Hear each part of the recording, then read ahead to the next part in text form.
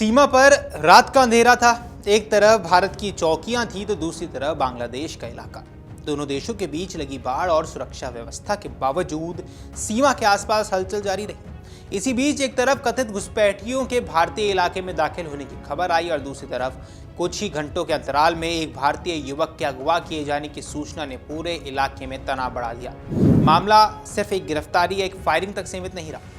एक तरफ सीमा सुरक्षा बल यानी बीएसएफ की कार्रवाई में एक बांग्लादेशी नागरिक की मौत हुई जिसे बांग्लादेशी सीमा बल ने तस्कर बताया। दूसरी तरफ बांग्लादेशी नागरिकों द्वारा एक भारतीय युवक को कथित तौर पर अगवा किए जाने की घटना सामने आई है और दोनों घटनाओं ने भारत बांग्लादेश सीमा पर सुरक्षा और आपसी समन्वय को लेकर नए सवाल खड़े किए हैं। अब पहले फायरिंग हुई और फिर भारतीय युवक के अगवा होने की खबर सामने आई। अब आपको पूरा घटनाक्रम समझाते हैं।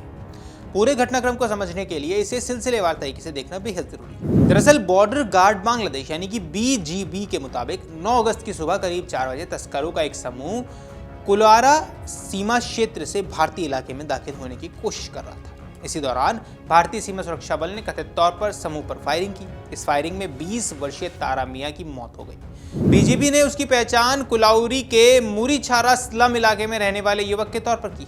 बांग्लादेशी अधिकारियों के मुताबिक तारा मियां के खिलाफ तस्करी से जुड़े मामले भी दर्ज थे, यानी बांग्लादेशी पक्ष की तरफ से इस घटना को सीमा पर घुसपैठ और तस्करी से जोड़कर देखा जा रहा है। वहीं भारतीय सीमा पर तैनात बीएसएफ के लिए ऐसी गतिविधियां सुरक्षा के लिहाज से गंभीर हैं। लेकिन इस घटना के बाद मामला और संवेदनशील तब हो गया जब एक भारतीय नागरिक के कथित अपहरण की खबर सामने आई। भारतीय युवक को बांग्लादेशी इलाके में ले जाने के आरोप शनिवार को पश्चिम बंगाल के जलपाईगुड़ी जिले के राजगंज इलाके के रहने वाले 35 वर्षीय दीपांकर गोप को कथित तौर पर बांग्लादेशी नागरिकों ने पकड़ लिया। अब रिपोर्ट्स की माने तो गोप को पंचगढ़ जिले के बीराजोत सीमा क्षेत्र में मेन पिलर नंबर 742 के सब पिलर नंबर 12 के पास पकड़ा गया।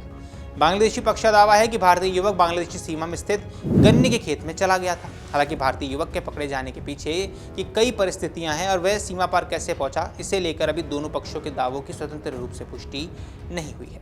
मामले ने इसलिए भी तूल पकड़ा क्योंकि स्थानीय बांग्लादेशी लोगों ने इसे पहले हुई एक कथित कार्रवाई से जोड़ दिया। अब स्थानीय लोगों का आरोप है कि इससे पहले एक 78 वर्षीय बांग्लादेशी नागरिक तमीजुद्दीन को बीएसएफ ने पकड़ लिया था। बताया गया कि तमीजुद्दीन अपनी गाय की तलाश करते हुए बीराजोत सीमा क्षेत्र के आसपास पहुंचे थे।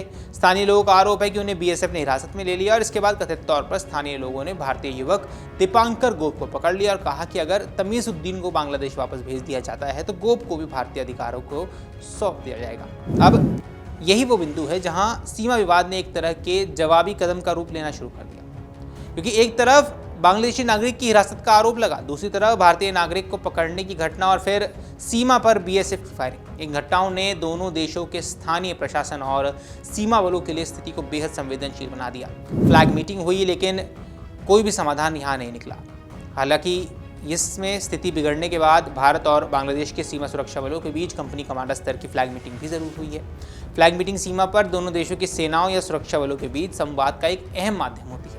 इसका मकसद किसी स्थानीय विवाद को बातचीत के जरिए सुलझाना और स्थिति को नियंत्रण से बाहर जाने से रोकना होता है। लेकिन इस मामले में हुई बैठक के बावजूद तत्काल कोई समाधान नहीं निकल सका है, यानी सीमा पर तनाव पूरी तरह खत्म नहीं हुआ है और दोनों पक्ष अपने अपने दावों के साथ स्थिति को देख रहे हैं। भारत और बांग्लादेश के बीच करीब 4096 किलोमीटर लंबी अंतर्राष्ट्रीय सीमा है। इतनी लंबी सीमा पर सुरक्षा व्यवस्था अपने आप में एक बड़ी चुनौती है। सीमा के कई हिस्सों में गांव, खेत, नदियां और आबादी एक दूसरे के बेहद करीब है।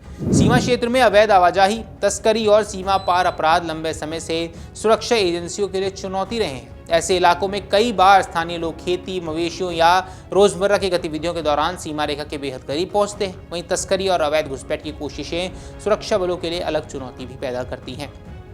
ऐसे में किसी व्यक्ति के सीमा पार पहुंचने की घटना कई बार सिर्फ एक स्थानीय मामला नहीं रहता, बल्कि दोनों देशों की सुरक्षा बलों के बीच तनाव का कारण भी बन जाता है।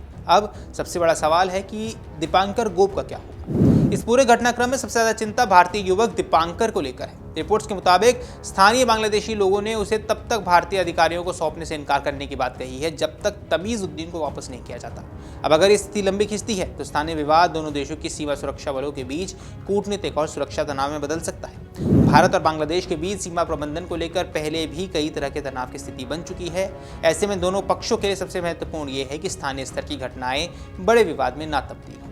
इस पूरे घटनाक्रम में 3 घटनाएं एक दूसरे से जुड़ती हुई नजर आती हैं। पहले, सीमा पर कथित घुसपैठ और तस्करी की कोशिश, फिर बीएसएफ की फायरिंग में एक बांग्लादेशी नागरिक की मौत और उसके बाद एक भारतीय नागरिक का कथित अपहरण। इन घटनाओं ने एक बार फिर ये दिखा दिया है कि भारत बांग्लादेश सीमा पर छोटी सी घटना भी कितनी तेजी से तनाव का कारण बन जाती है। फिलहाल निगाहें इस बात पर है कि दीपांकर गोप को भारतीय अधिकारियों को कब सौंपा जाएगा और तमीजुद्दीन के मामले में क्या कार्रवाई होती है। साथ ही ये भी महत्वपूर्ण होगा कि बीएसएफ और बीजीबी के बीच आगे होने वाली बातचीत से क्या कोई समाधान निकल पाता है या नहीं, क्योंकि सीमा पर तनाव सिर्फ सीमा चौकियों तक नहीं रहता, इसका असर उन गांव और परिवारों तक पहुंचता है जिनकी जिंदगी रोजाना इसी सीमा के आसपास से गुजरती है। और इस समय सबसे बड़ा सवाल यही है, क्या भारत बांग्लादेश सीमा पर बढ़ता ये तनाव बातचीत से शांत होगा या एक के बाद एक घटनाएं दोनों देशों के बीच मुश्किलों को और ज़्यादा बढ़ा देंगी। इस पर आपकी जो कुछ भी राय है हमें कमेंट सेक्शन पर ज़रूर बताएं।